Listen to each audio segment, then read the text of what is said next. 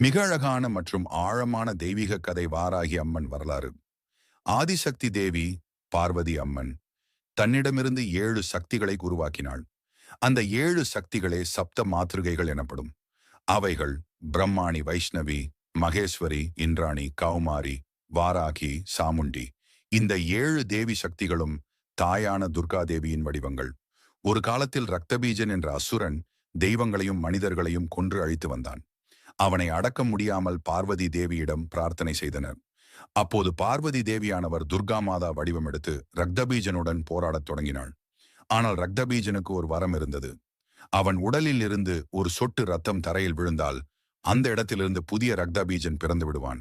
இதனால் அவனை எவ்வளவு முறை அடித்தாலும் ஆயிரக்கணக்கான ரக்தபீஜர்கள் உருவாகி போராடினார்கள். அப்பொழுது துர்கா தேவி தன்னிடமிருந்து 7 மாத்திருகைகளை, சப்த மாத்திருகைகள் உருவாக்கினாள். அவர்களில் ஒருத்திதான் வாராகி தேவி. வாராகி அம்மன் ரக்த பீஜனை அழிக்க பன்றியின் தலை வடிவத்தில் உக்கிரமான கோபமுள்ள வடிவம் எடுத்தாள். அவள் போர்க்களத்தில் எதிரிகளின் சடலங்கள் மீது அமர்ந்து தன் கூர்மையான பல்லினால் ரக்த பீஜனின் படையை அழித்தாள்.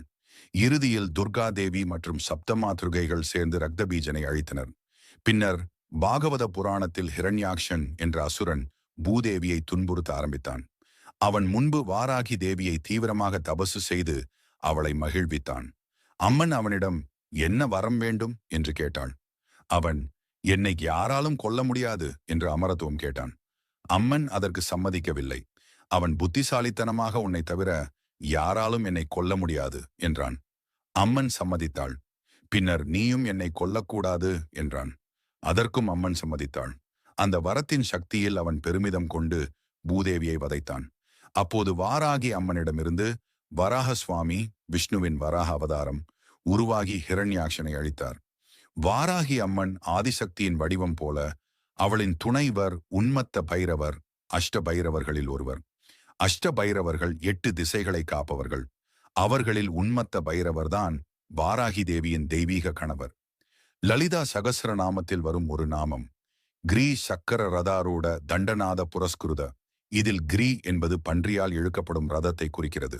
அதாவது வாராகி தேவி.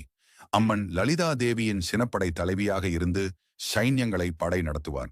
அதேபோல் மற்றொரு நாமம் விஷுக்ர பிராணஹரண வாராகி வீரியநந்தித. இதன் பொருள் வாராகி அம்மன் விஷுக்கிரன் என்ற அசுரனை கொன்றதில் லலிதா தேவி மிகுந்த மகிழ்ச்சி அடைந்தாள் என்பதாகும்.